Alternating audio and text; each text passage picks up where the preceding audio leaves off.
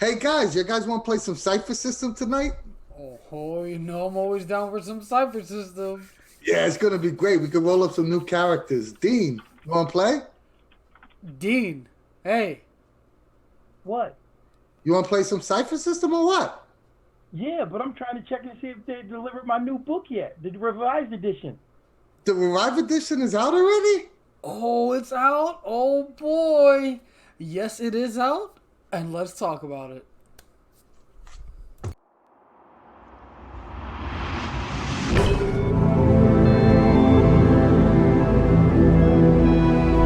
Hey yo, it's your boy Ancient Albatross here again with the Cypher Unlimited crew. We have our usual suspects of AD or Alpha Dean. We have Spigs18 or Anthony.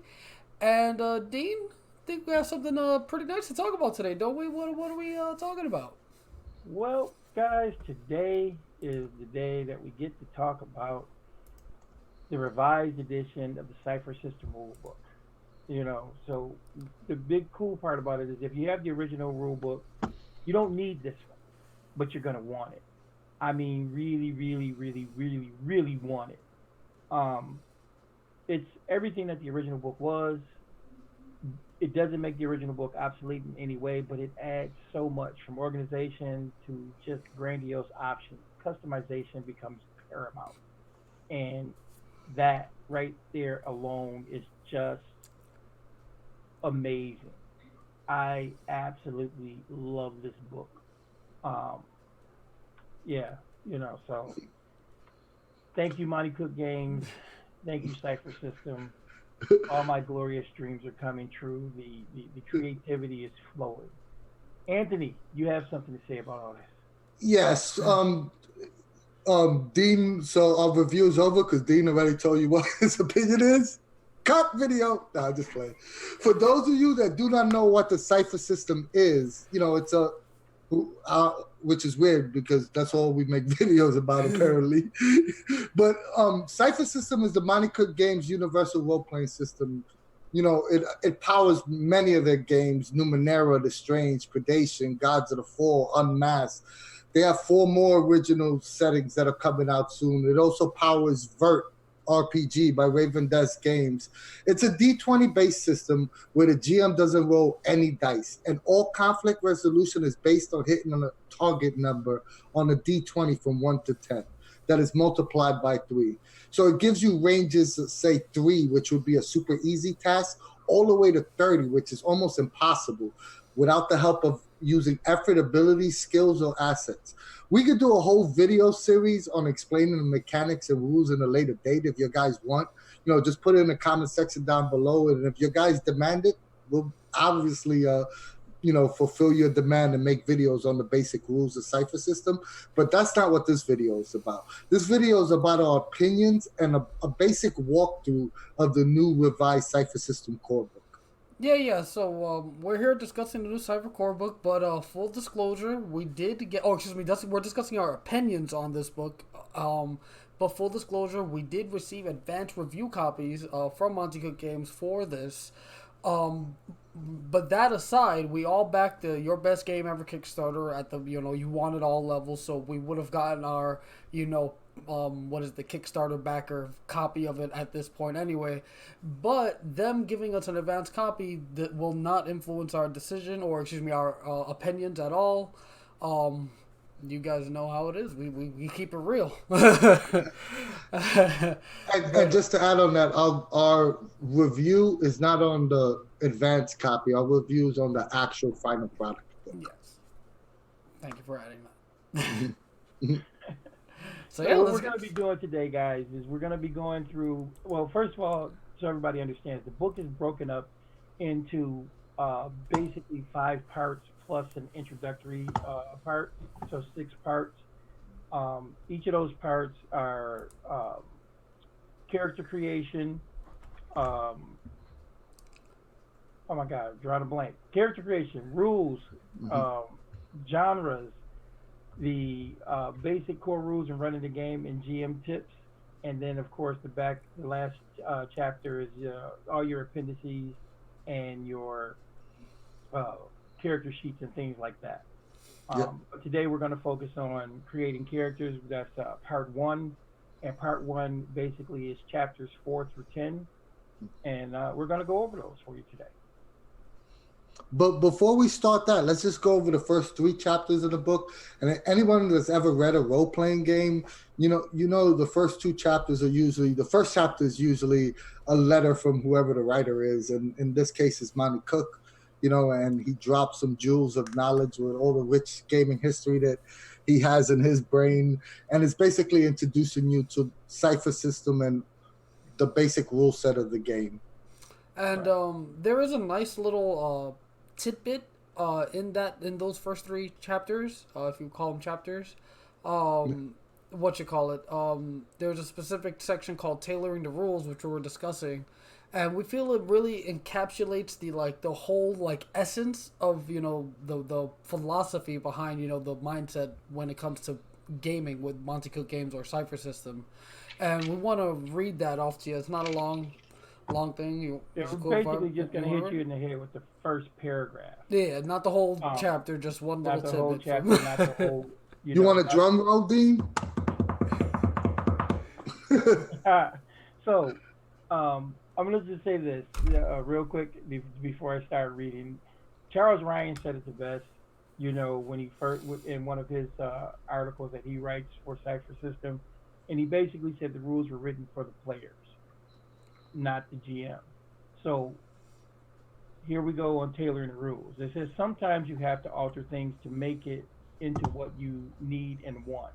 Take, for example, the magic flavor that you can give to any of the types in the chapter. It's called magic and has a lot of trappings of magic, but it would be simple to change the name to psionics, mutant powers, or whatever setting the setting needs or required. So I think that is a perfect summation of everything that we talk about. We always talk about adapting the game as opposed to converting. And that is the essence of Cypher System. Cypher System can allow you to do anything you want, power any style game you want. Yeah, it doesn't matter what's written in the book, like this little passage says here.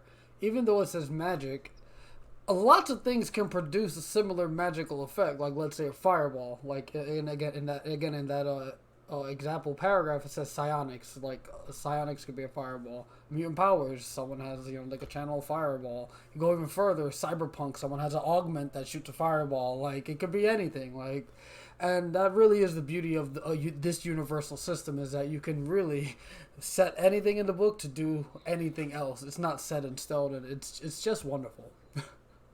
Yeah, and as we go over, I mean, that paragraph perfectly exemplifies what Cypher System's all about, because you'll see as we go over more in depth in the other chapters how modular the system is, even to the point is it's so modular that you could change it without directly affecting another mechanic in the game, which is awesome. Exactly. But yeah, we should dive right on in. So I guess the first chapter we'll start off is creating a character, which is chapter 4. Dean, you want to talk a little bit about that? Sure. So creating a character, you basically, you got to come up with a concept. Whether you're the game master and you're running a one-shot and you're going to do a bunch of pre-gens, or if you're just you as a player, your own personal PC, and the new rules kind of encourage you to tailor those characters to your idea. So, when we look at that, a lot of times I know when I sit down to create characters, or, with a table and I'm going to be the GM and I want people to create characters, I don't even talk about even the types or anything like that. I just ask them to tell me a character concept, what they're thinking about. And that, in of itself kind of moves things forward. And that's what this chapter is all about, Yeah, I mean, you pretty much hit the nail on the head. It kind of describes how to go about getting started, and it also describes the basics of the characters, like what your might pool is, what your speed pool is, what your intellect pool is, what's effort, what's edge. It describes all the. We're not going to go in depth about that stuff because we kind of should know the basics, and if you don't know the basics, put it down below, and we'll make a video just for you about the basics of Cypher System.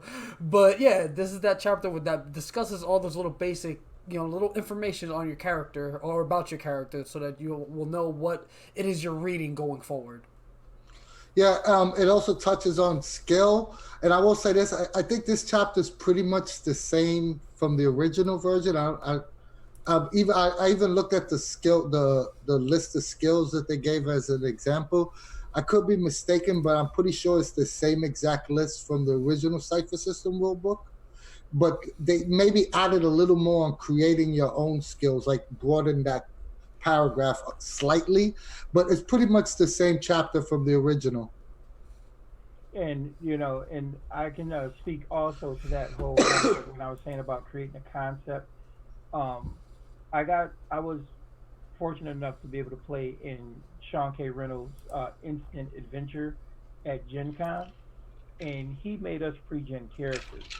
And literally, all he did, my character was he was a interesting something or other who commanded power. So it wasn't even like a typical type or from the book or anything like that. I mean, you knew it was based on the adept or whatever, but it gives you the ability to bring that forward into your conceptualization. So it's really kind of cool, you know, that flexibility that we're talking about. And I brought that up because I think we kind of covered everything. We can move right into types. Yes. I believe so. And if you know the basics of Cypher System, again, if you don't, let us know. And there are 4 types. There's the warrior, the adept, the explorer, and the speaker. And the book gives examples on what each of those types could be in different genres. So, like, for example, if we're looking at the warrior, which is the first type they list in the book, they'll tell you what a warrior could be in, let's say, a fantasy or fairy tale setting. They would be a warrior, fighter, swordsman, knight, barbarian, so on and so forth. In a modern horror, romance setting, they could be a police officer, soldier, watchman, detective. You kind of get the point. They're basically the beefy dude who has a gun or some kind of weapon, and they're the damage dealers. And they fill many roles in many genres. And a lot of that is broken down, and it's the same thing for each of the types. They kind of give you little examples here and there of what an adept in a whatever fantasy setting might be. But it's pretty awesome to get that. Yeah, they also give you the background connection table that was also in the original book. So you basically choose. I guess I think it's 1 to 20. You roll a d20, or you could choose it randomly. But you basically choose a connection to another player to create a easier role playing experience with other people at the table, which was similar to the original book. But this is the first chapter that introduces a new mechanic that wasn't in the original book, and that's the player intrusion mechanic. Right. It was first Player introduced in Numenera Discovery and Destiny, but now has transferred over to the Cypher System rulebook. Anybody want to talk about that? Because it's a pretty cool mechanic. Well, player intrusions, something that we know a lot about. Because, we've been doing it for quite some time. And basically, you spend XP to manipulate the story, to take hold of the narrative as the player. When we did it initially, we didn't have any parameters set or anything like that. But I do kind of like the idea of how Monty Cook Games kind of tailors the type of intrusion that each type can do. Warrior types, always seem to have something to do with some sort of warrior type idealism. For example, a warrior might be able to maneuver you into a specific position so you're in the perfect spot, just the perfect setup. Speakers have a tendency to know somebody, in an area. They might have a contact, and so on and so forth. These things are, really nice, and it's a really cool mechanic because you spend an XP point, and you get to, like I said, grab the narrative by its horns. And that's really was that's why it came so naturally to us when we started playing. I definitely wasn't the one who put the idea forth, but using the player intrusion, we didn't call it player intrusions. We just you're spending EXP to do something. It Yeah. was basically just player intrusions without the name. But it came so naturally due to the nature of the narrative nature of the system, and it's just awesome to see that they actually put it in the book for people who might not have had that idea on their own, because it's just another wonderful way to have that that player's foot in the door as far as the what is the narrative is concerned, that they have that agency to do something or change something. Yeah, player intrusions is an excellent addition to not only Numenera but of course the Cypher system. I mean, it's like a logical choice. It's like the next step in the evolution of the game. You had GM intrusions, so logically it made sense to allow players to have the same ability. Right. Before we move on to the next chapter, I just want to state this for people that are wondering: the starting pool numbers for your adept, your explorer, your speaker, and your warrior are exactly the same as the Cypher System rulebook, the original one. So if you're wondering that, then they didn't really change the starting pool numbers. You still start off. We'll use warrior as the base. It's still 10 might, 10 speed, 8 intellect, and 6 additional points to divide as you choose. And I could be mistaken, but I believe the effort, the physical nature, where your edge goes for all these types are the same, and the amount of ciphers each character could carry are still the same from the original book. In case Yes. anyone is wondering. Um, and before we go forward, I will say this though. We were talking earlier about that ultimate and customization. Every one of these chapters goes into that as well about customizing.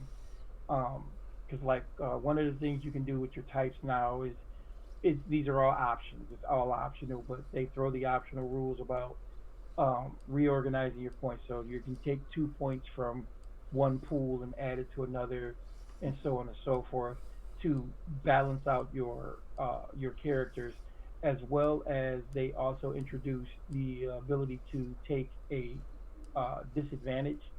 I believe they call it a disadvantage. Uh, Inability.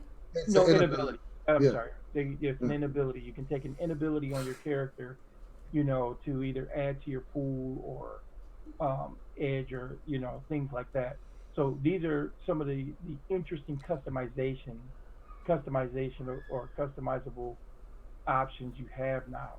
This Uh, is isn't it when you take an inability, it gives you an additional edge, right? I bel I yes, Yes. yes, that's in there. um Um, I was gonna say something, but it's escaping me. No, no. All right, I remember. No, no. So before we move on, there are some changes to the types as well from the previous book. We're not gonna touch on every single one because that would take forever to just touch on Yeah. each ability that's changed or whatever have you. But I do want to mention something that does happen early on. Most of the types, I forget if all of them have it, have like improved edge. In the first Yeah. book, it was always, I believe, just one that got improved. It was, you can never choose. This improved edge, you can pick and choose which you like, which I think is really good. Because again, when you're, for example, just something I had to create recently, I made a paladin. In an old book, the warrior gets an edge of, it's either might or speed, and then if you get improved edge by raw, you get the other one. You don't get an intellect edge. But that really doesn't make sense for a paladin. So having something like this is awesome. Just to have that, it kind of makes a little more sense to have it this way. And again, what we talked about with the swapping of your stat points might make it a little more sense for him to have a little more int than his might. So again, you can do that swapping point for point, which is right. really awesome. And for those of you out there who don't understand what we're saying as far as intelligence or intellect, in Cypher System, those pools, because that's exactly what they are. They cover everything in that ideology. So intellect is your charisma, as well as your wisdom. All your social skills fall up underneath that. just like speed covers all your agility based and speed type abilities. And might, of course, is your constitution and so on and so forth. So, your strength. So just so, for those out there who may not be familiar with it, this is why we're making a reference to it as such. The last thing I'm going to touch on this chapter before we move on is the first thing you may notice when you look at your character types is that the abilities that will not have the actual descriptions, and we'll talk about that later, but all the descriptions for all the abilities are going to be in a separate chapter. So instead of having to flip through back and forth for the book, you're going to go through a chapter that has all the descriptions of every ability. So it'll throw you off. That's another slight difference between the original and the revised edition that you'll notice immediately when you look at chapter 4. Yes. I will be quite honest. When we got our review copy, I thought it was just missing because it was a review copy. When we got the final copy, I was like, oh, this was done on purpose for ease of, oh, I see. Okay. And it makes a lot of sense when you look at it in the full picture as opposed to just one quick, hey, where's all the ability descriptions? But another, just to touch on that a little bit, if you do have the PDF, it is hyperlinked, and going between the two sections is extremely easy. You just hit the little, the hyperlink, it sends you to the description of the ability you want to see, and if you're using Adobe or Acrobat Reader, there are back buttons, so you can actually go back to where you were previously. And it's quite handy. Extremely. It makes your life so easy. And if you have the PDF currently on you, just for reference, chapter 5 is page 20. It starts at page 20, ends at page 33. And if you're using the PDF, just remember to add 2 to whatever the page.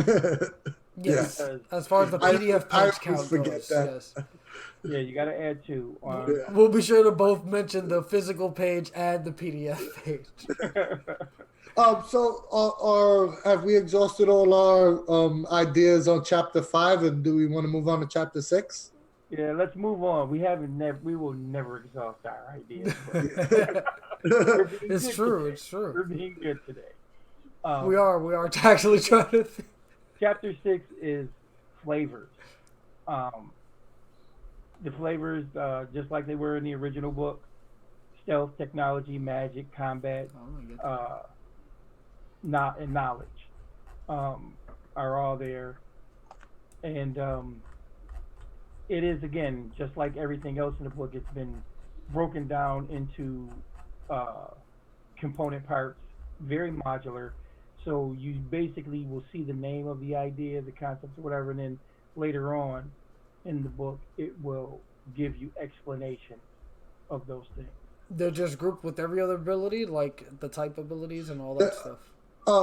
They actually changed slightly because now it's, instead of knowledge, it's skills, and knowledge is one flavor type now. All right, skills and knowledge, right? Yeah, so it's slightly different, and also I guess I'm the guy that's comparing the two. So the old Cypher Core to the new one, you're gonna notice since there's a ton of new abilities, the flavors now have a ton of different abilities that are not in the core book, original core book, that you find in this current one. They're expanded. Yeah, they basically expanded the flavors. I mean, the nice thing about the flavor section, and for those, again, we should have explained what flavors are. Flavors are your ability to further customize your character to what you want. For example, if you wanted to play a Batman type character, Batman is not a fighter. Batman is not a rogue. Batman is, Batman is not a sorcerer, but he's kind of like all of those things. So flavors allow you to add that aspect. So like if you wanted to create a Batman type, you could say, you know what, I'm going to create a warrior, but I want to give him a stealth flavor, and then I need to add a little technology to his repertoire, and these things allow you to do that. It's just a unique way to build what you want without taking away. Really, it takes away nothing. It just adds to, in a specific kind of cool methodology. I mean, this has nothing to do with the new book because this was in the old book as well. But me and Al just recently, which is funny.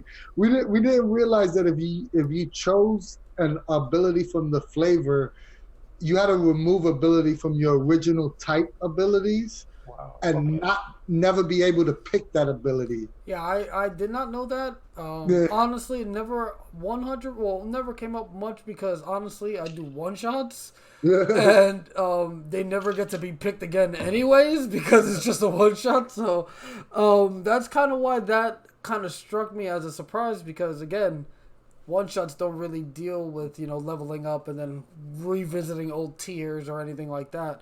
But it is something to keep in mind that it permanently flavors your character. It removes one aspect Right. for another Because, aspect, and it becomes that.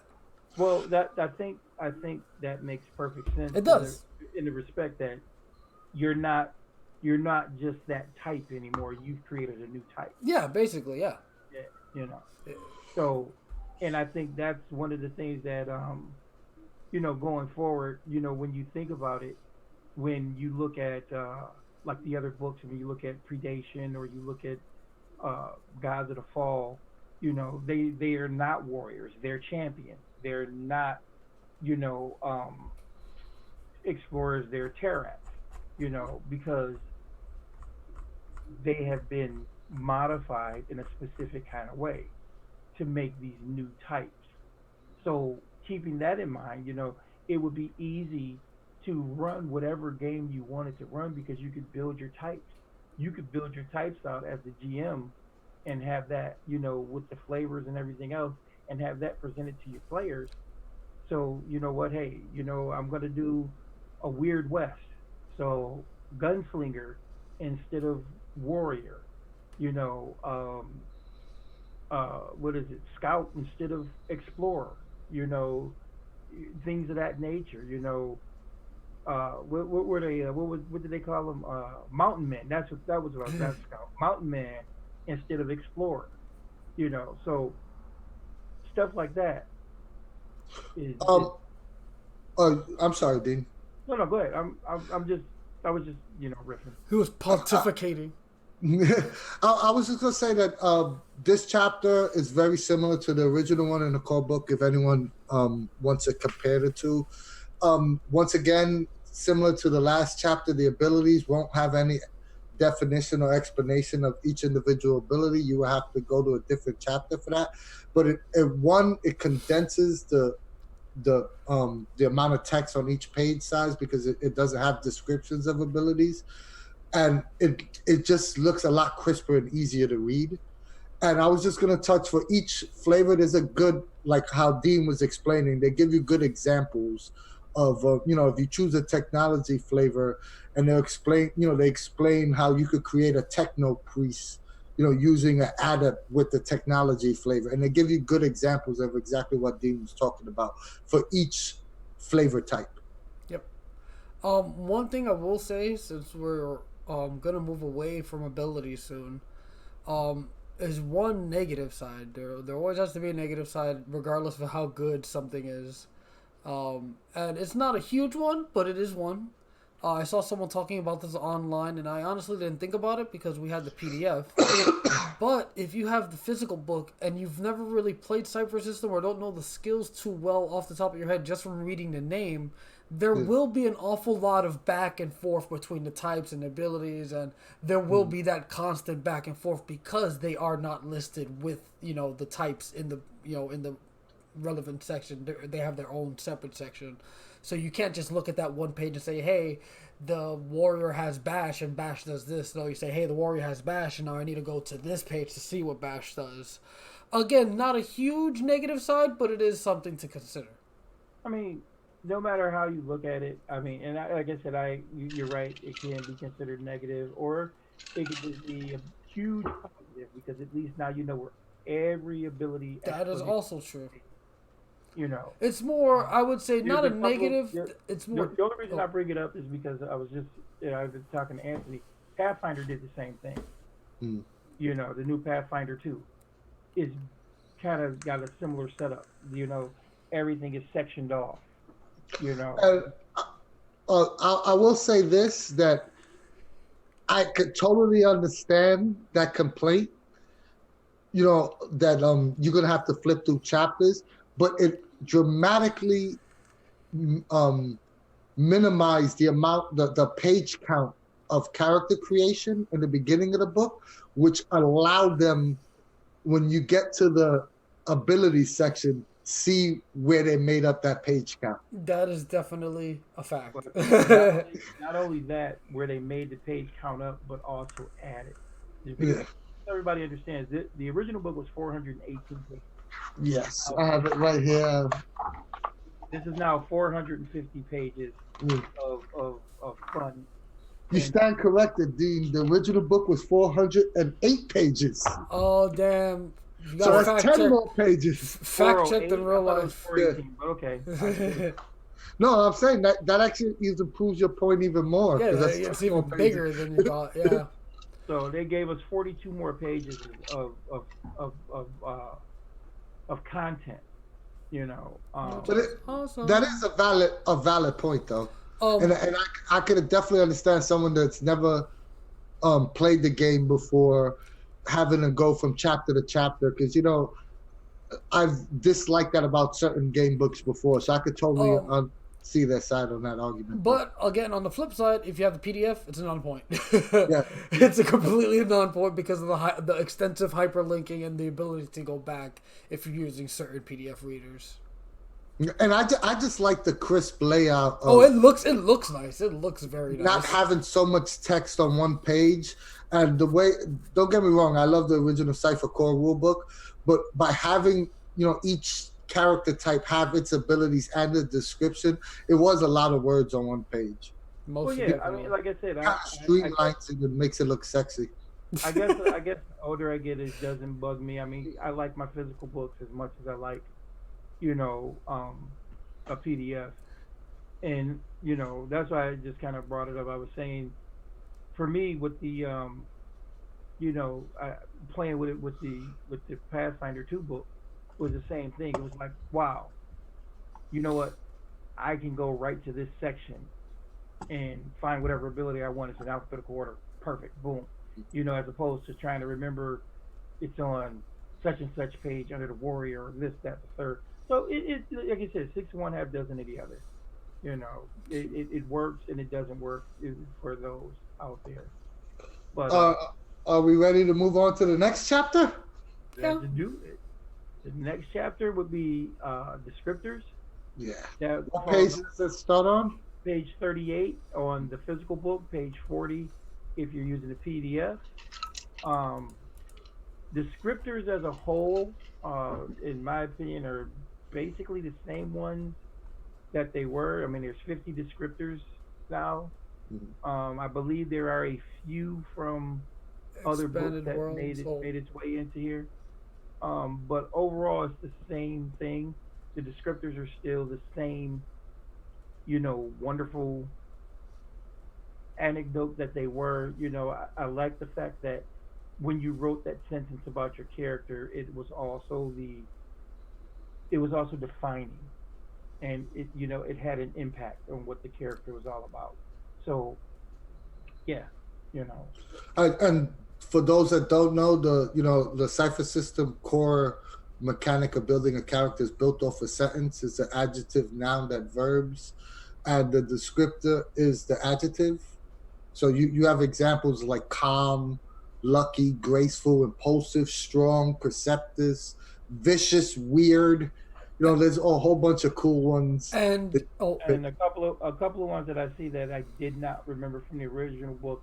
Risk taking. I don't remember from the original book. Let me look at the original and see how many is. I know there's 50 in the new one. But yeah, keep on talking. I'll do some talking. Yeah, go ahead, Al. So damn, now I've completely lost my train of thought. So yeah, for people who don't know Cypher System, what a descriptor actually does for your character is it gives it some buffs in some way that kind of makes sense for the character. So you get some stat pool bonuses. Most of the time, you get some skills that are relevant to the descriptor. Like a jovial person will have. I should just look it up instead of just making up something.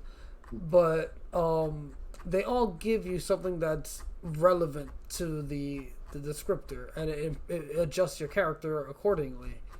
I'm just gonna look at. I'm having trouble finding this thing. Well, how about this? I found. All right. So, Okay. well, am I right? Yeah, it does have pleasant social interaction as one of the skills, because it makes sense, because you're a pleasant, nice person. So you would have pleasant social interaction as a skill. So each of these descriptors gives you a skill, or most of them, or I should say, all of them give you some kind of skill. I believe. I don't think there's a single descriptor that does not give you a skill. Actually, there are some that don't give you any skills. No, I'm sorry. There are some that don't give you. There's some that don't give you stat bonuses for sure.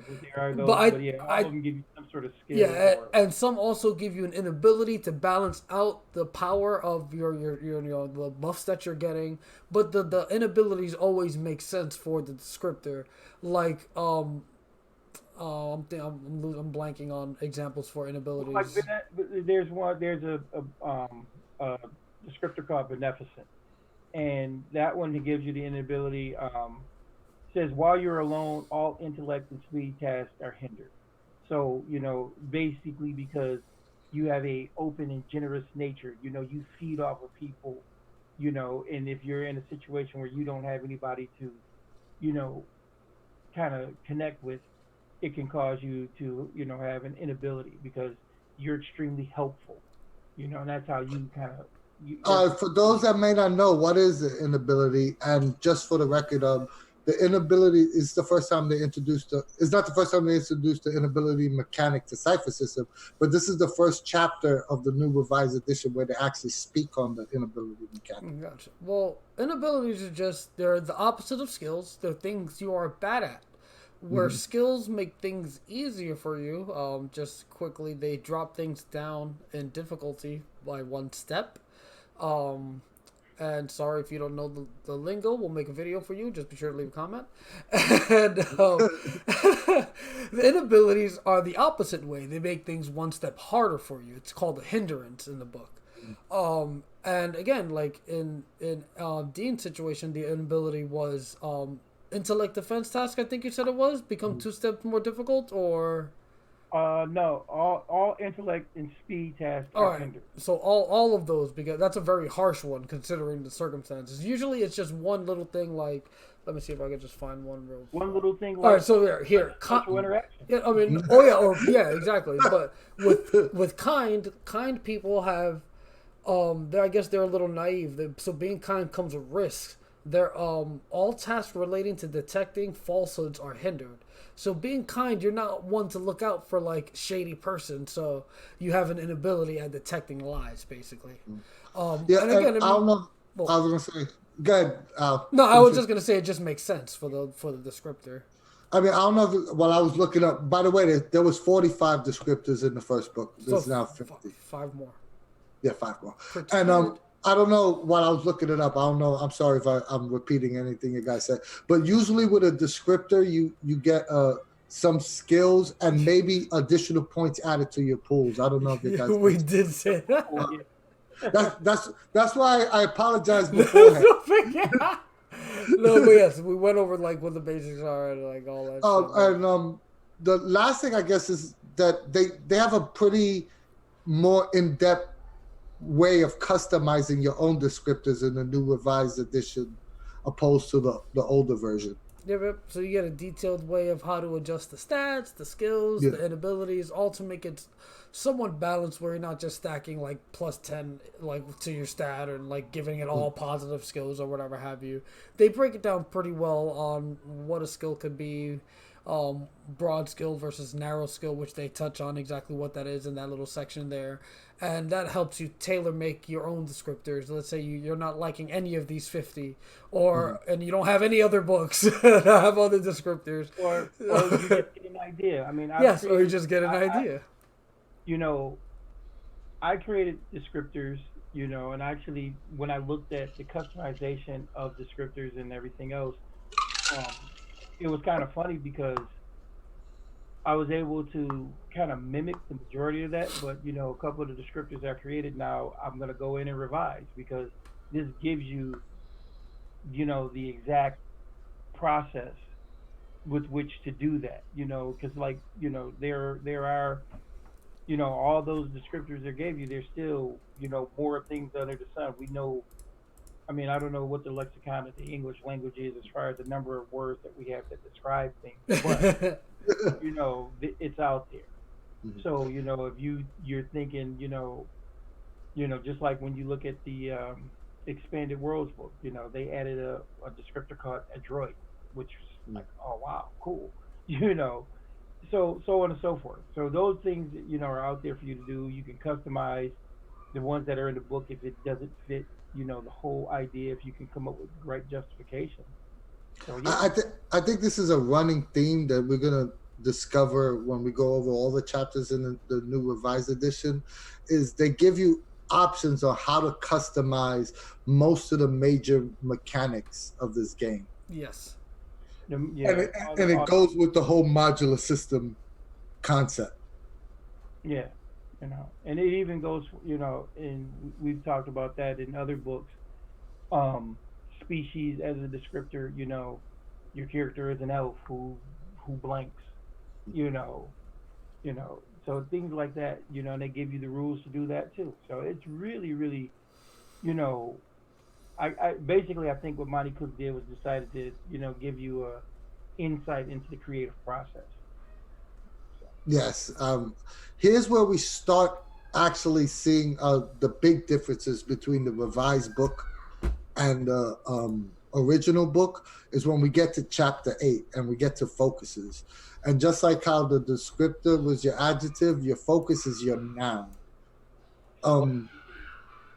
With Dean, you want to touch on focus a little bit? Your focus is your verb, you mean. I mean your verb, yeah. yeah, you do. Yeah, focus is your verb. So your type is your noun. Yes. Foci, they just narrow the scope of what your character is. They talk about what you do, what you're capable of. They give nearly 100 foci in the new book, so there's a lot of things that have been added. Examples of some of the new foci, I'm just gonna name, just give you the names of the foci, which should already start to make your brain explode if you're familiar with the game. I've actually read all of these foci, and it's like crazy, and they're awesome. So some of the new ones are looks for trouble, shreds the walls of the world, brandishes an exotic shield, dances with dark matter, defends the gate, and flies faster than a bullet. Those alone, if you know anything about the game itself and know about Monty Cook, or should I say Cypher System, those things, those what is that, 6 I named? Yeah. Those 6 alone, could have been, could have been just in another book, Yeah, it's not only 6, but this book has over 100 different foci. Yeah, yes. No, I'm just saying. I just named those 6. Yeah, there's way more new ones than just the ones I named. Yeah, I mean, and it has pretty much all the ones that you've grown to know and love from the original book are still in the revised edition as well, with some tweaks. And the thing I like about how foci, just like everything else has been done in the book, the foci again as well are done just like the descriptor, the descriptors and the abilities and the types, where it's just the type. I mean the foci, what it does at this tier, and a page number for you to go to, because it's all in the ability section. Those abilities are there for you to unfold. And the nice part about it too is this chapter does the same thing that we were just talking about. It talks about customizing a focus. Oh, before you even touch on that, let's talk about how it's the core mechanic of the focus. The tier you now have an option at tier 3 and 6 to not only pick one from one ability, but you have an option of 2 abilities. So everyone that chooses the same focus can now have different characters because there's different abilities to choose from. They introduced that in the Numenera Discovery and Destiny, and they carried it over into the revised Cypher System Core, which is really cool. And that's another major difference from the old Cypher System book. Yeah.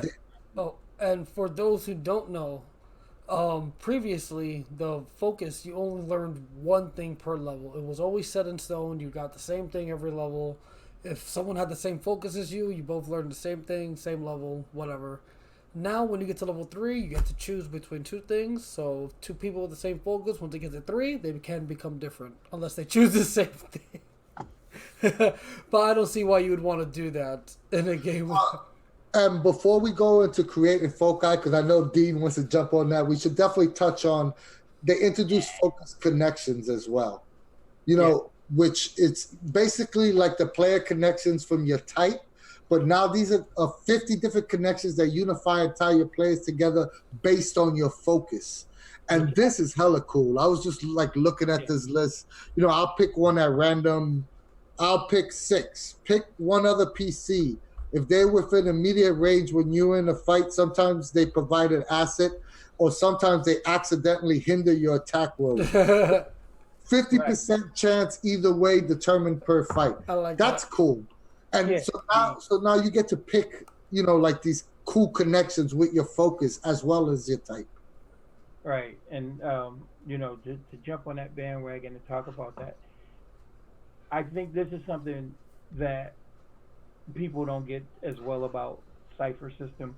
Cypher System in of itself is all about character-driven ideology.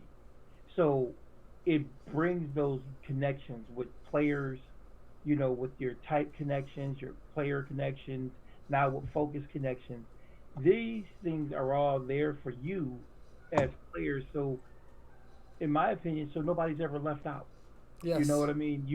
There's always an opportunity for someone to slide into a scene or, you know, influence a situation.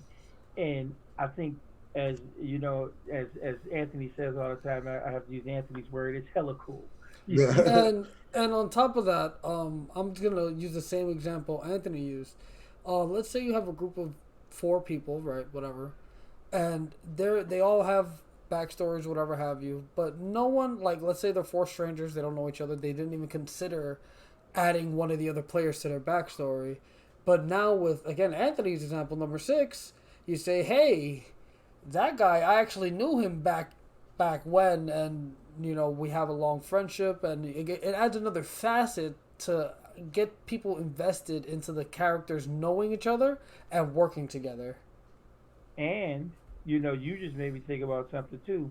It can also be a mechanic for you as a GM. A really cool mechanic for you as a GM, because you could say, you know, let's just say you're playing you know, like you said, 4 characters don't know each other.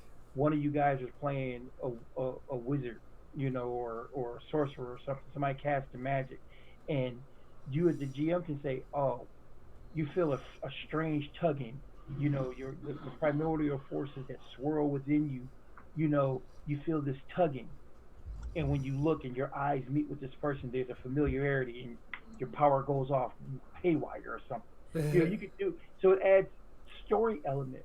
You know, it adds cool aspects for you to like throw in a cool GM intrusion to connect a couple of characters. You know, which could take you completely off on a tangent. But we don't go on tangents.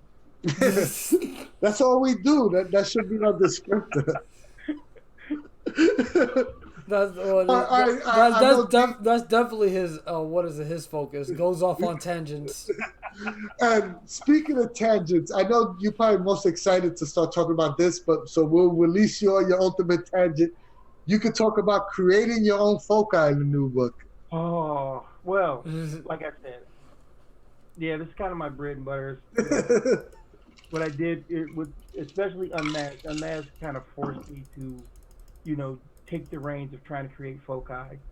And what this book does with the foci creation, it not only does it, you know, show you how to reskin things, but it will inspire you. And then there's like a ton of abilities, because all the abilities are broken down into one section in the book.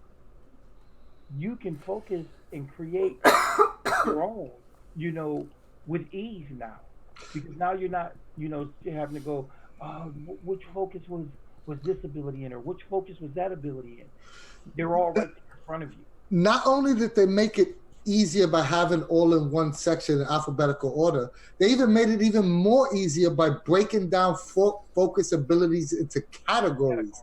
So if you want to create a foci of some sort of energy manipulation, there's a category called energy manipulation. It'll give you all the abilities that you could possibly choose from that one category. And they broke it down. They added a ton of categories. So it's so easy for you. They added ally use, basic, energy manipulation, exploration, influence, irregular, movement expertise, striker combat, support, tank combat. They added all these different categories to make it easier for you if you come up with an idea or a concept and want to create your own foci for it. You could just basically match one of these categories and pull your abilities from that list. And the way it's broken down for you to create your new foci is phenomenal. So on top of them being broken down into category, they're also broken down into power levels. So there's, one second, I should actually look that up. There's, what is it, low, medium, high? Yeah, I think that's under the ability section now. Yeah, I'm looking. Oh, wait. Oh, did I go too far ahead here? But either way, it's very cool how this stuff gets organized and such to create your own. I mean, it just kind of leads into the next talk. But yeah, it's all very good, and we'll go into that a little further with abilities. But yeah. I mean, like I said, I could talk about this section extensively, probably for a whole show. So if that's in your purview, people, you want to talk about foci creating, give us a message and we'll do a show. Dean, before we move on, I just want to ask you one question. Yes. How much easier do you think it makes creating foci the way it's described in the revised edition opposed to the original one? Well, for me, to me, it's a no-brainer how much easier it is. First of all, you've got all the abilities and everything in one place. You've got everything broken down. So they have a ton of abilities that you can take a specific ability and reskin it real quickly, to basically be what you want it to be. And that is so cool, or, you can take something as is and build something entirely new, because Howls at the Moon, for example, one of my favorite foci from the book. It's kind of specific, but you know what, now I can take that with the way it's broken down and go, you know what, I want to just create, lycanthropes, and so now you don't have to be just necessarily a werewolf. You can be a werebear, a were-tiger, and you can flavor those so easily. I mean, I could create a new focus probably in 15 minutes now, as opposed to before where, it was a couple hours, to fathom through and try to get the power levels right and get the tier levels right and, get everything together. This gives you the ability, like I said, to just kind of zoom in there, And then, of course, I want to say one other thing about how foci are set up too. When you're looking at the foci that are in the book, everything that you know and love about the original foci are still there. They're just broken down into their components. And what they do is they give you an example of how the character can go. And then they also leave it kind of vague for you to expound upon it yourself. And so that aspect is pretty awesome. You just mentioned something that made me think about it.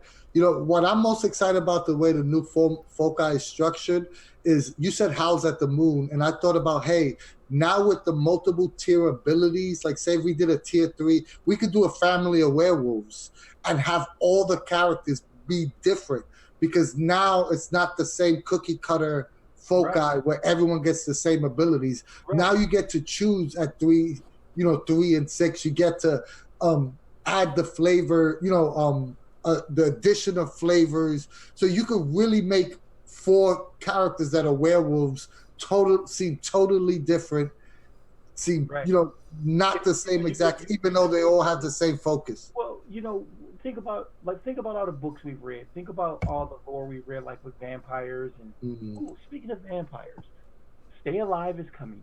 Oh my You know, God. and this book is just gonna make it great. But what I was saying is what you were saying. That's perfect example, Anthony. Not just could they be different in the sense of the, new abilities at 3 and 6 and so on and so forth, but because it's so easy to customize that specific, everybody could have howls at the moment, but we customize it for say like, maybe have 2 or 3 other characters be tier 1, and then you have the elder. He might get to be tier 3. So his ability structure might be different because he's a tier 3 moon howler as opposed to those other guys. So I man, I'm I'm really excited. All right, we went on a little Foci tangent. Al, you can lead us into the next chapter. Yeah, because I basically did already. But the next chapter we're going to be discussing is abilities. And that starts on page 95 and goes through 202 in the physical book, and that would be 97 through 204 in the PDF. And it's again what we discussed. It's all the abilities from the book, from the types, from the descriptors, the foci, anything that has an ability attached to it has a listing here, and it's broken down alphabetically. There's well over 1,000 abilities in this book, which is tremendous, which is just insane. The amount of customization that can happen with 1,000 abilities. But yeah, my favorite part is, I mentioned it previously, but I can touch on it more, is that they're broken down into power levels now. So when Dean said it just now, basically, that when you're going to create your focus or whatever have you, you have this like relative idea of what ability should be at tier 1, what ability should be like about as strong as a tier 2. Whereas before we were kind of just eyeballing it from looking at the focus themselves instead of saying, hey, this like having that full list is just so good. Instead of having to look at like each tier 1 ability, we can say, hey, these are the low tier abilities, or I forget exactly how they're phrased, the 3 different tiers. This low tier, mid tier, Low, high mid, tier. high. All right, so it was low, mid, and high. Yeah. So yeah. Sorry, but yeah. So having that without having to look at every single focus is it's all in one place. It's amazing. Right. And something else that's pretty cool the way it's set up too. Just looking at, for example, like, you looking at the first set of abilities, and they're talking about, low, and it's under attack skills, and it's like pretty cool because think about if you were going to build you know, a unit, a military unit. That is so cool, you know, because you need a guy, with attack skills. So you're gonna want him in there. And then you're gonna need, the guy who's like the commander. So you might have, you might make him a controller. You know, it's so cool that it's broken down this way because it just minimizes, you know, your headache in your pressure. Well, once again, it's that theme. They break everything down into categories for you. So it's easier to look up, it's easier to create your own foci, your own flavors, because everything is in groups. So you could come up with a concept and then just look for the category or group that fits your concept the best and then start creating from there. Yeah, and there's so many different categories to choose from that. Yeah. The idea you're coming up with, odds are you can just look at this list and say, hey, my idea falls within the parameters of this guy, so let me look here first and go from there. Just to go back into what we said about the family of werewolves, there's a category called transform, and it has all the abilities that involve transforming. Exactly. So So, and something else I would like to bring up about this too, real quick, everyone. We're talking and we're excited because we've embraced the Cypher system. One thing I like to say to people out there who's never experienced Cypher or just getting into it, a lot of it can seem overwhelming, but the biggest thing is you have to do a slight paradigm shift in your thought process.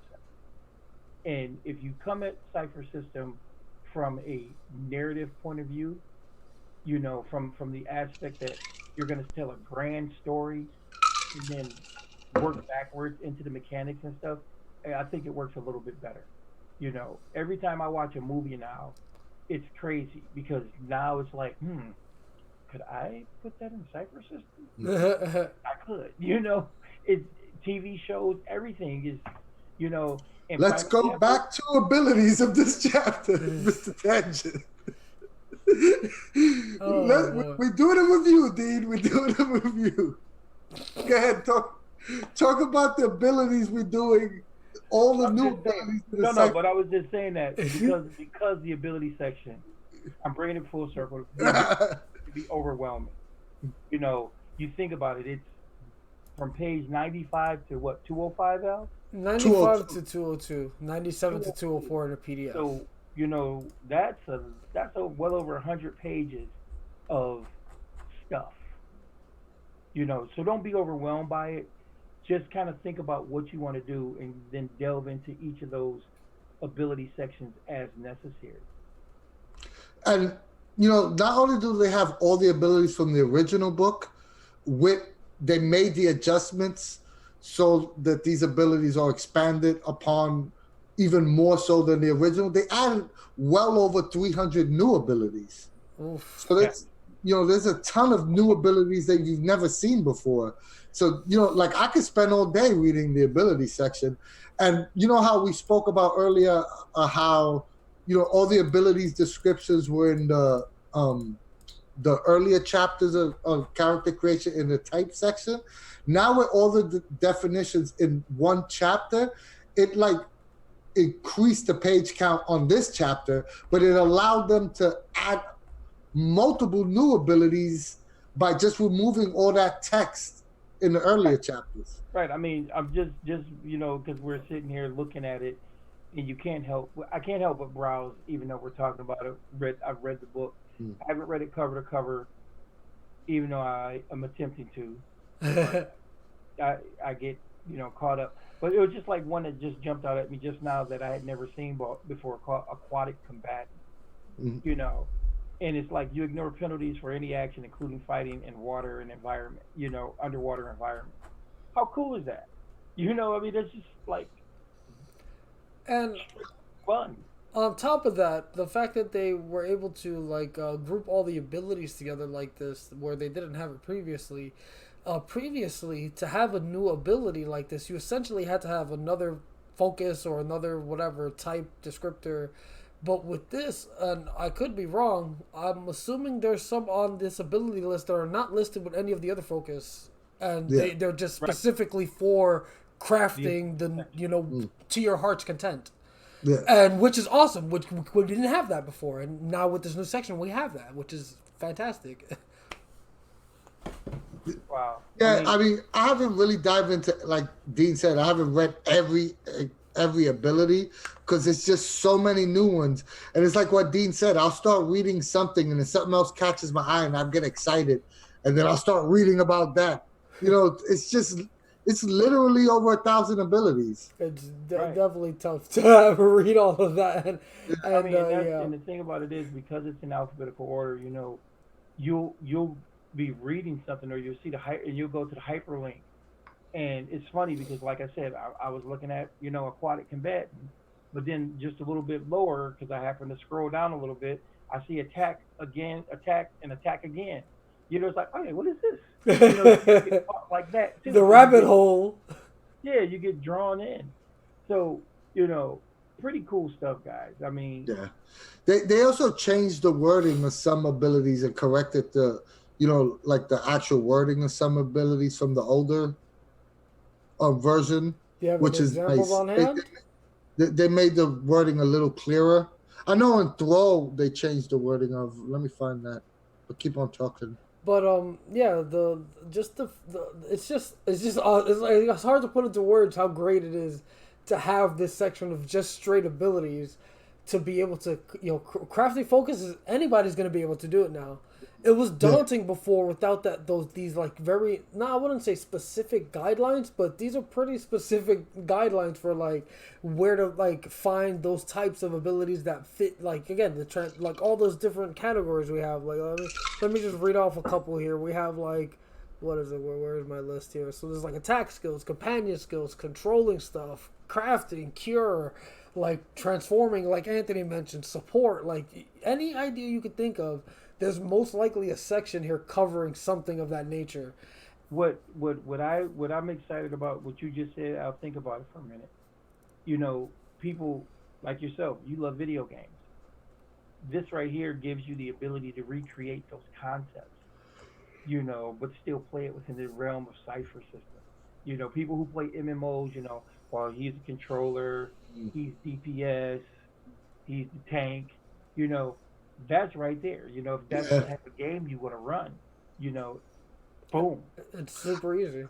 I'm not gonna lie. I'm curious to see what the special attack category looks like. Because remember when we created Heater with your Foci, we could probably pull some of the abilities from special attack because that kind of went with his character. So let's go look at it real quick. Mm. Special attack. Look at this. Low tier. And oh my God, it's huge.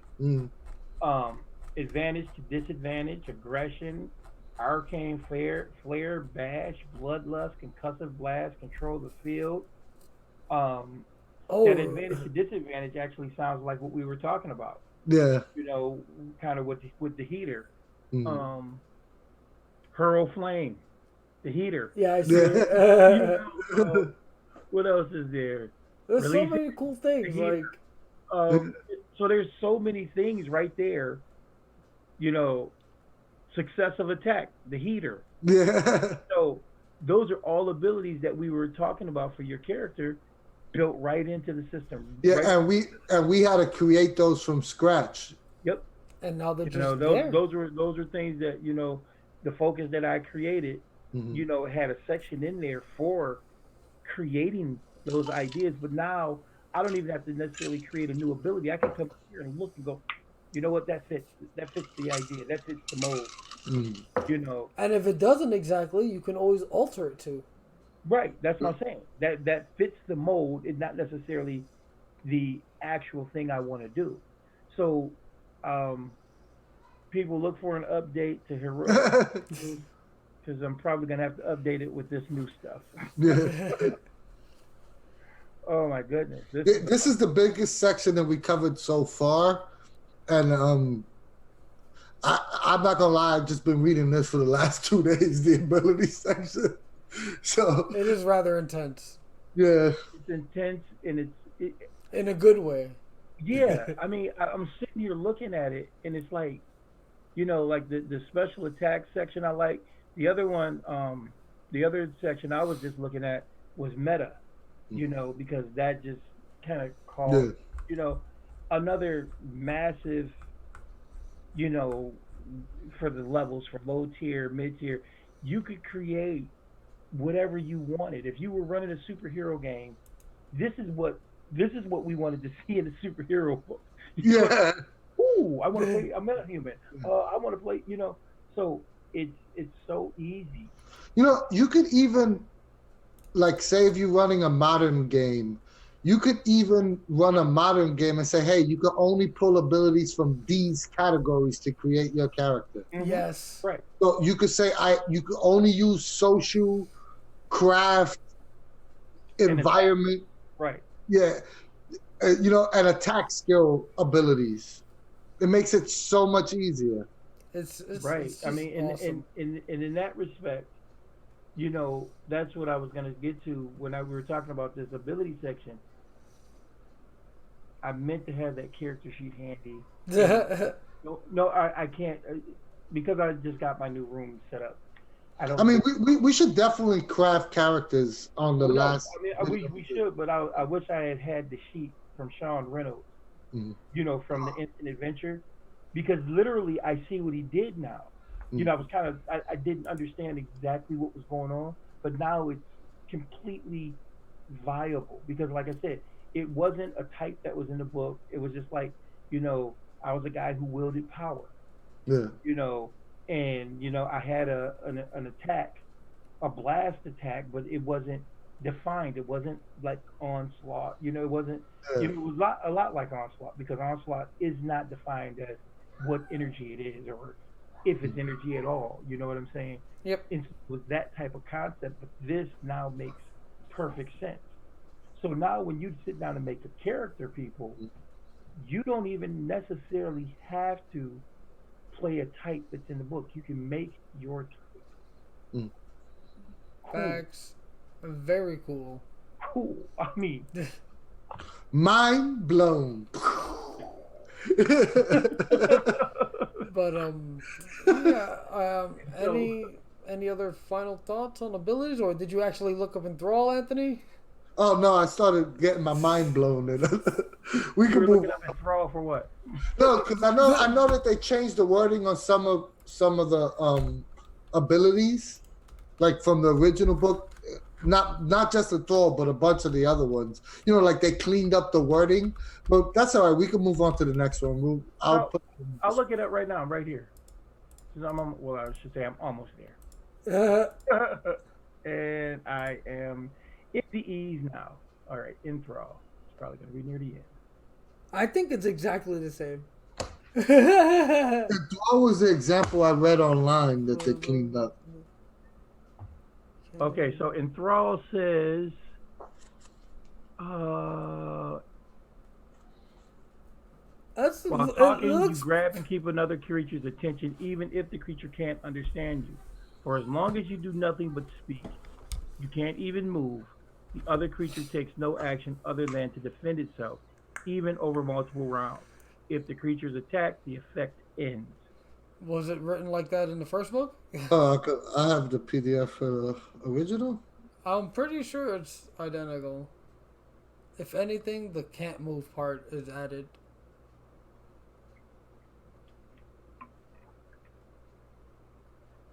But yeah, there's just so many nice little tweaks and stuff. Even if the enthrall one isn't the one that got changed, there's I'll just put in the description some of the ones that actually did get changed. but yeah, there will be some that have been, you know, modified for clarity. And yeah, definitely look for that. Right. So, last but not least, chapter 10, probably the smallest chapter that, to be talked about, only because Mighty Cook is, they kind of leave a lot of this in your wheelhouse. Not a lot to say about this equipment. It's just It goes down to the five base. They still have the same five price categories that were in the original one. right. Inexpensive, moderately priced, expensive, very expensive, exorbitant price items. They have the rules for armor types and using armor, and its speed, effort, cost if you're not specialized or trained in wearing armor. Yeah, Which, damage for explosives, area of effect, the introduction of ciphers and artifacts. That's basically what they cover in that area. But what I always say about equipment as well is, talk to your GM. Yes. Set parameters.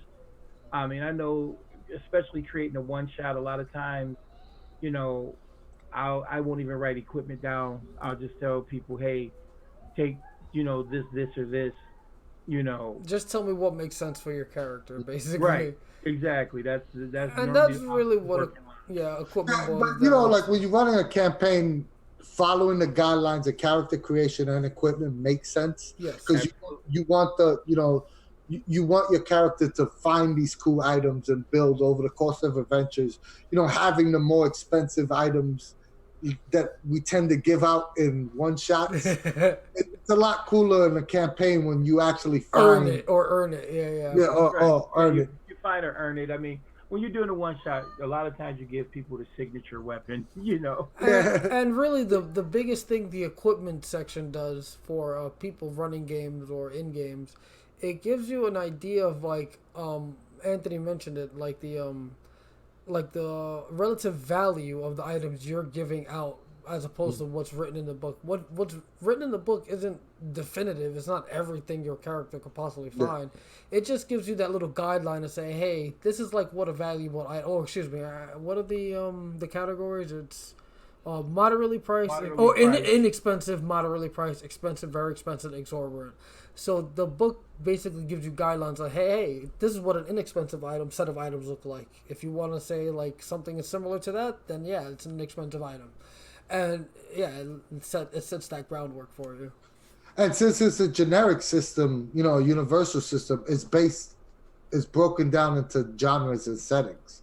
So it gives you an idea what a modern, what's an expensive item in a modern world, what's an expensive item in a fantasy world, what's an expensive item in, sci-fi world. A sci-fi romance world and so on. Yep. But yeah, there's not really too much to say about equipment. It really boils down to you and your GM. There are, again, the book is more guidelines as far as equipment goes, due to the nature of Cypher System, where like all the numbers are flat things. So it all comes down to any maybe bonuses or whatever have you. But again, that's you and your GM. So yeah.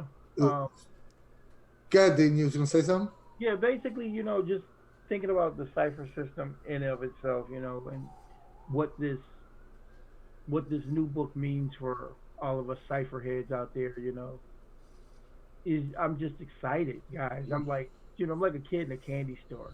We talked about part 1 of the book. We talked about chapters 4 through 10, and honestly, we could have taken any one of those chapters and probably talked about it the whole show. Because it really does get that in depth. But the craziest part about it, as in depth as it is, it's simple. It's just that he's at a loss for words. It's so elegant. Yeah, it is. It inspires, though. That's what it inspires. He's literally in awe. I really am, because I said it before about Cypher System, and I can say it even more so now.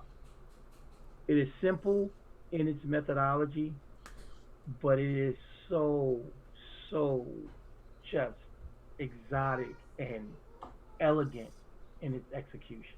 And effective. Yes.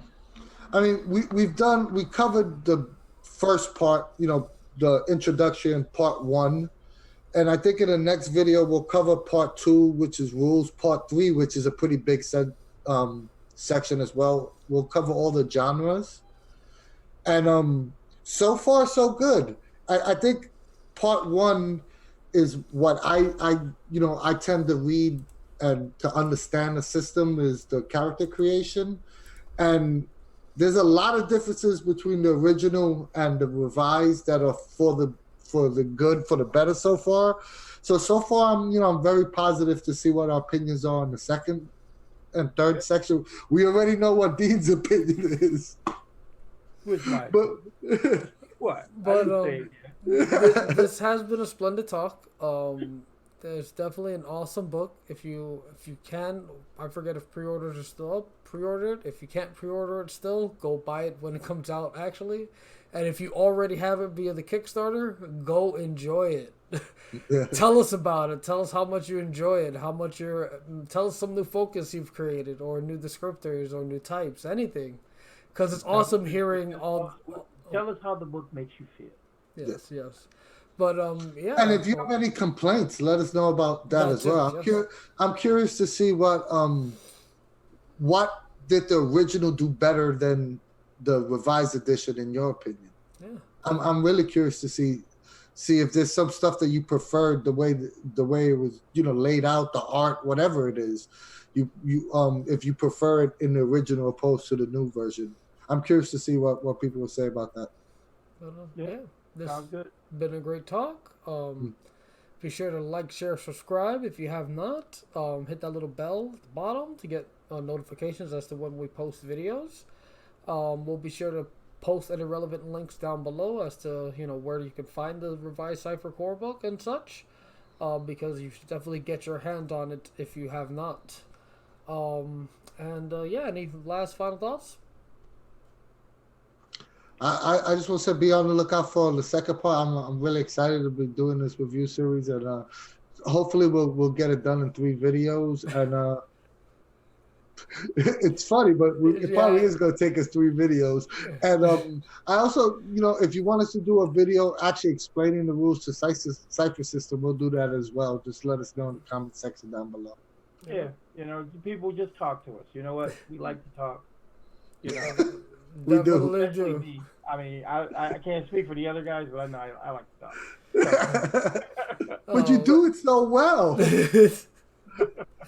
But yeah. So I'm just saying, guys, thanks for hanging out with us, and we'll see you at the next one. Yep. So yeah, thank you so much for watching. Again, like, share, subscribe, hit the little bell, and from us at the CU, we will see you later.